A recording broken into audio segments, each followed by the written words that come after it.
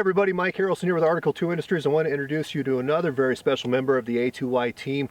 This is Josh Michlitsch. Josh, welcome. Thank you. We're really proud to have Josh here today. Long backstory of how I came to know Josh. We'll save that for another time. But excited to have Josh on board for his special skill set, in particular with hand-to-hand combat, edged weapons, and things of that nature. Now, Josh had 7 years in the Marine Corps, had a tour of Iraq, had a tour of Afghanistan, which included the Battle of Sangin, big time battle. So Josh is a black belt instructor in the Marine Corps martial art program, and you had some really interesting supplemental training along with that. Tell me about that. So being a martial arts instructor stationed in Japan afforded me certain opportunities. We got to do some supplemental training with Goju-ryu monks out of the karate monasteries in Okinawa. Trained a lot of supplementation with Muay Thai, kickboxing there in Japan and Thailand, Philippine Marines and everything like that. Affords a lot of cross training. So also just great experience. Outstanding.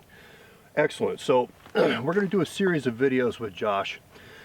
We're going to talk specifically about times when you can't use a gun because you can't get to your gun. You have to protect your gun side from an attack. You're in a federal building like a post office where if you're a law-abiding citizen, you can't carry your gun in there.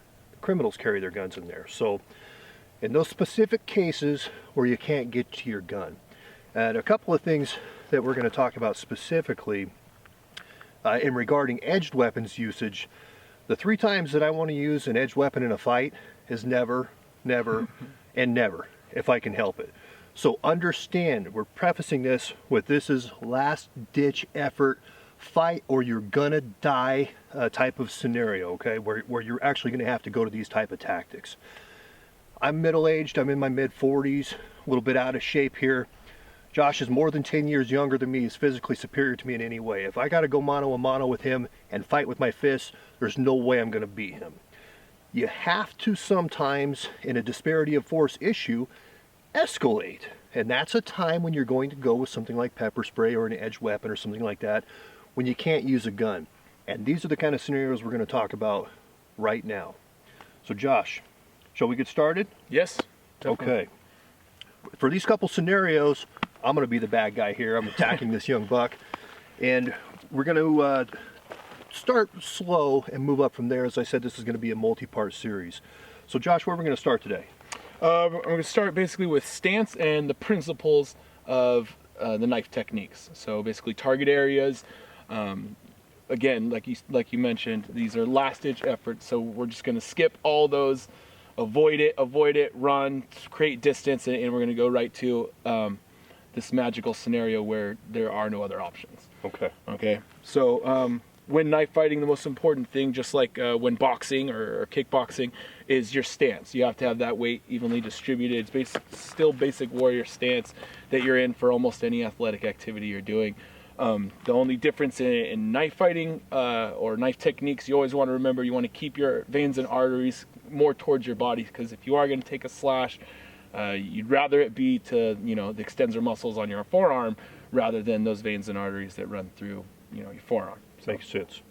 Yeah. Tougher to bleed out on this side than it is this side. Exactly. Definitely. Okay. So, taking a look at the stance here, you're ready to fight right now, right? Yes. So your weight's evenly distributed, and when you're laying in effective techniques, you always want to keep it very centralized, just like boxing. Everything is going to be very, very similar to boxing and kickboxing. You want to keep your weight evenly distributed. You're not falling back. You're not lunging forward. Those are ineffective techniques, and that's basically what you train against. Okay. Very good. I like that. Little game going around out there you probably heard of called the knockout game. Sometimes the rapid onset of violence doesn't afford you the opportunity to take a stance. The attack can come so fast and by such surprise. Josh, what happens if you have some young punk that's going to come out of somewhere and throw a haymaker at you, try to sucker punch you like that? Well, kind of fitting our normal theme too, my favorite technique in the world is a 6-inch step back. Okay. So if you can avoid it, you can avoid it. The problem with things like the knockout game is also you have multiple opponents instantly. So creating distance is going to be even more important than that. So basically stopping the initial attack, it has to be your first priority, because if you see the videos on the internet and stuff like that, there's usually only the initial attack, and then the fight's over. Now you're at the mercy of whatever those people want to do to you while you're unconscious. Absolutely. And you keyed in, I hope, on what he said there again with that theme. We're talking about in these techniques for a civilian, when you're being attacked, we want to gain separation so we can either get to a gun if we need to get to a gun, or evade the situation and get away from it, okay? We're not cops. We don't have a duty to arrest that guy. We got to survive this encounter, okay? So we're going to try to gain separation, get to a better weapon if we have to continue to fight, or get away, right? Right. Okay, so what's next? So some key target areas on the human body you're looking for. If they're swinging, if they're stabbing, if they're rising, if they're swinging, anything like that, you've got the brachial target area here. You're going for that armpit. So any kind of raised thing, there's arteries there, there's nerves. He can't do much without either one. So you got the brachial's a big target area. Also, you have access to the heart through the ribs and the throat. You got that carotid artery, it runs right there. It's very easy to find because the sternocleidomastoid muscle that runs right next to your neck is right there. So you're going to be wanting to remove that. That's usually with, got a trainer knife here. All right, so a quick movement straight into the target area, whether it's the armpit or the throat. You always want that tip of the knife pointed at that target area at all times. It never points towards you, never points to somewhere where it's not going to be effective. So the second it's drawn, it's always pointed right at your target area, usually your opponent's throat. But like we were talking about, something like the knockout game, somewhere where someone's swinging at you, the best technique is you hurt them and leave. And that's really what everything should be built around. You do that defensive slash, he's striking, you're slicing, and you're moving back and creating that distance. And if they're faster than you, or if they're keeping up with you, you just continue those defensive strikes as you create distance and boogie out of there.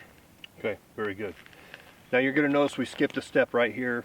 You're probably not Jax Teller from Sons of Anarchy, so you probably don't carry around a huge K-bar, right? This is a trainer, obviously.